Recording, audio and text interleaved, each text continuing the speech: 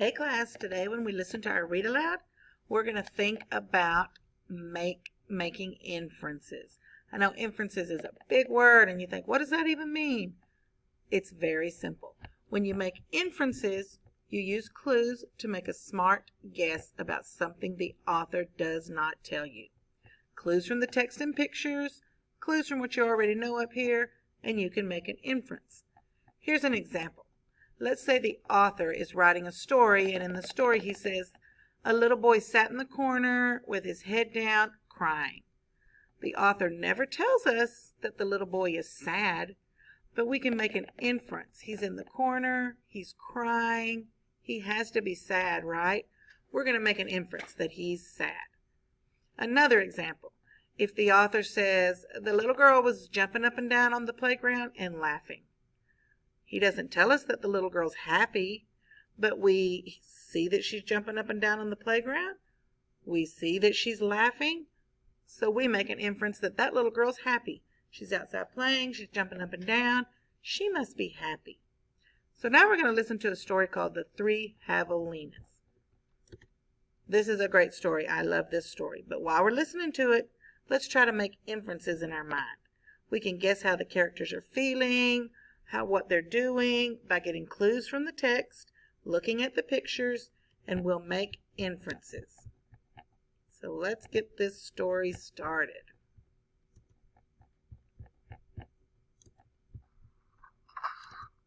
The Three Little Javelinas by Susan Lowell, illustrated by Jim Harris.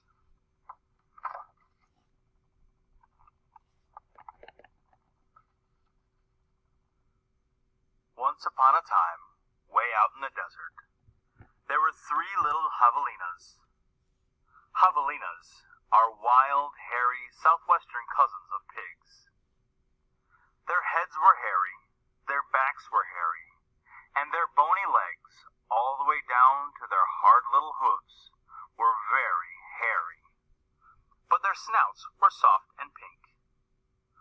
One day, the three little javelinas trotted away to seek their fortunes. In this hot, dry land, the sky was almost always blue. Steep purple mountains looked down on the desert, where the cactus forests grew. Soon the little javelinas came to a spot where a path divided, and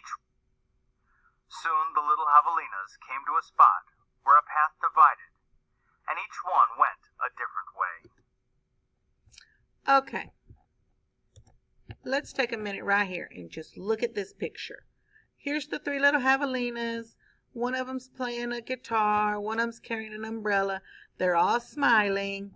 The author doesn't tell us in the text that they're happy, but judging from the text evidence, it looks like they are. They're all ready to start on their lives, going their own ways. They're singing, they're laughing, they're smiling. So I'm going to make an inference that right now the three little javelinas are happy.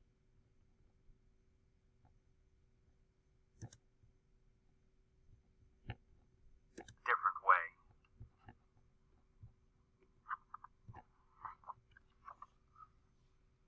The first little javelina wandered lazily along. He didn't see a dust storm whirling across the desert until it caught him. The whirlwind blew away and left the first little javelina sitting on a heap of tumbleweeds. Brushing himself off, he said, "I'll build a house with them." And in no time at all, he did.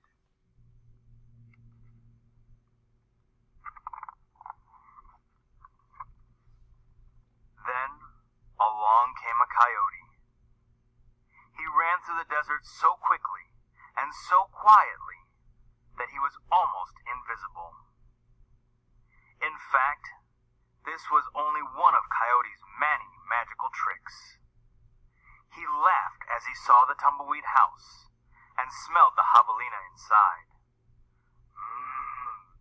A tender, juicy piggy, he thought. Coyote was Okay, let's think about what Coyote is saying. He says, a tender, juicy piggy. He laughed when he saw the tumbleweed house and he smelled the javelina inside. So we can make an inference without the author even telling us. He must be hungry, and he thinks the house that the javelina built is silly. He's laughing at it. So I bet he's so hungry. That's why he's saying, a juicy piggy. We're going to make an inference. Tired of eating mice and rabbits.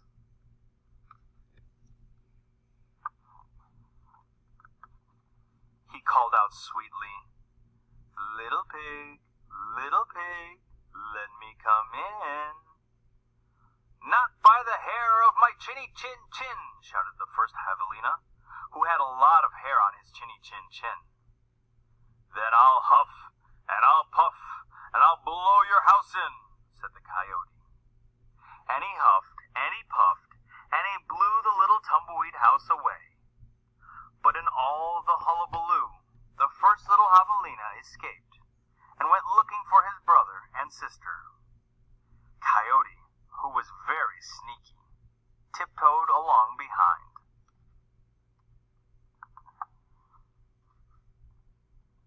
The second little javelina walked for miles among the giant cactus plants called saguaros. They held their ripe red fruit high in the sky, but they made almost no shade, and the little javelina grew hot. Then he came upon a Native American woman who was gathering sticks from inside a dried-up cactus. She planned to use these long sticks, called saguaro ribs, to knock down the sweet cactus fruit.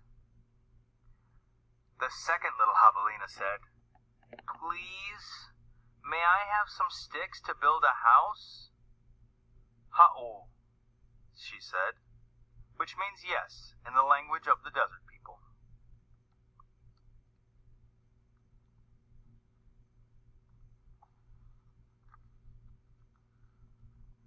When he was finished building his house, he lay down in the shade. Then his brother arrived, panting from the heat, and the second little javelina moved over and made a place for him. So let's look at this page. The javelinas are in the little house they made out of sticks. They're laying down, their eyes are closed. So we can make an inference that those two little javelinas were tired.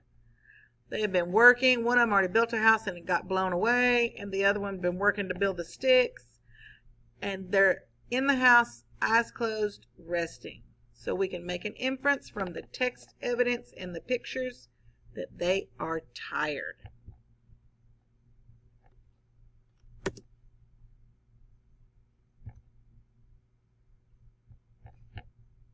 A place for him.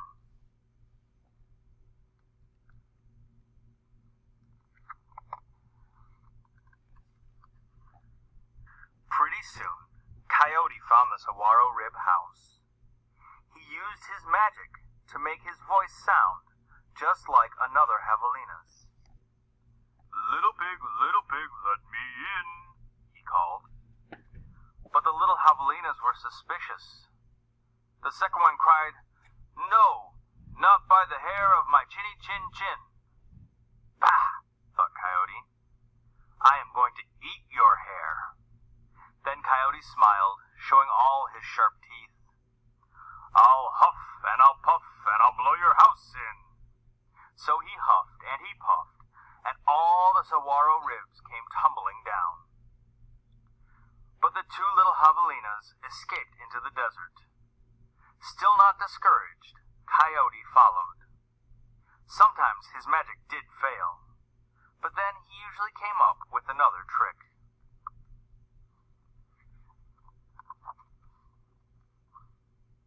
The third little javelina trotted through beautiful palo verde trees with green trunks and yellow flowers.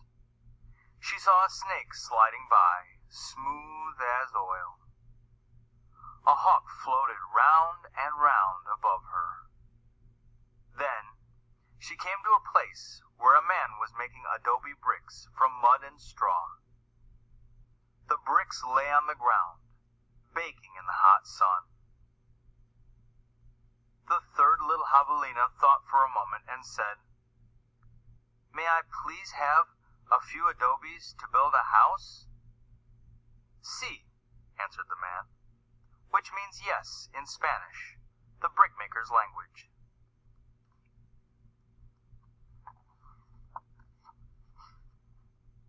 So the third javelina built herself a solid little adobe house, cool in the summer and warm in the winter. When her brothers found her, she welcomed them in and locked the door behind them. Coyote followed their trail.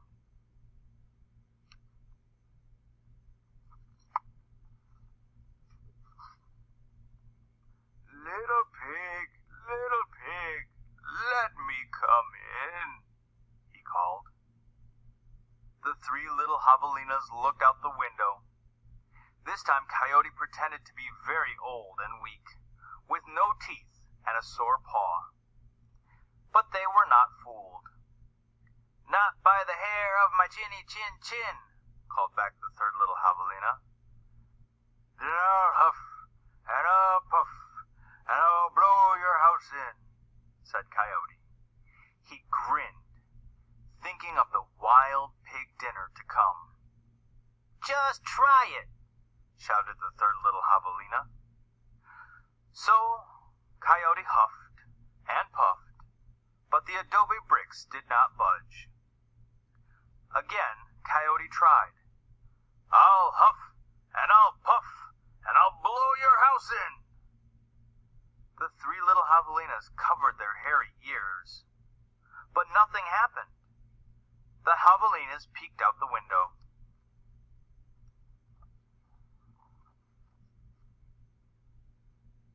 The tip of Coyote's raggedy tail whisked right past their noses. He was climbing upon the tin roof. Next, Coyote used his magic to make himself very skinny. "The stovepipe," gasped the third little javelina. Quickly, she lighted a fire inside her wood stove. "What a feast it will be," Coyote said to himself. He squeezed into the stovepipe. "I think I'll eat them with red-hot chili sauce." Whoosh! Sizzle!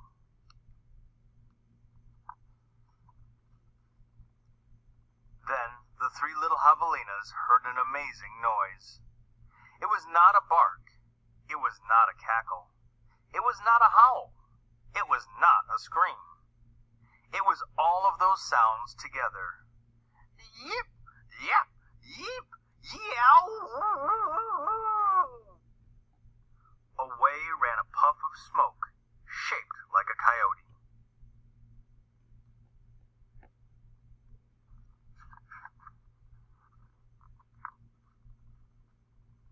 The three little javelinas lived happily ever after in the adobe house. And if you ever hear Coyote's voice way out in the desert at night, well, you know what he's remembering.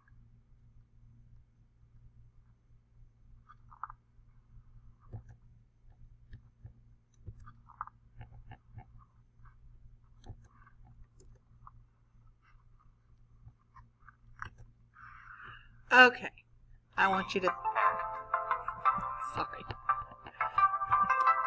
let me turn that sound off.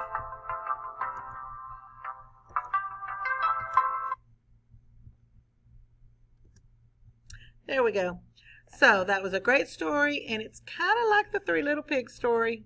Very similar, and I'm sure you've all heard that story. So at the end of the story, when the coyote got whooshed down into the pipe and then ran off in a puff of smoke, we can definitely make an inference that the three little javelinas were probably excited because they had been scared. They had been dreading the coyote coming. He couldn't blow their house down. They were peeking out the window, remember, looking and looking.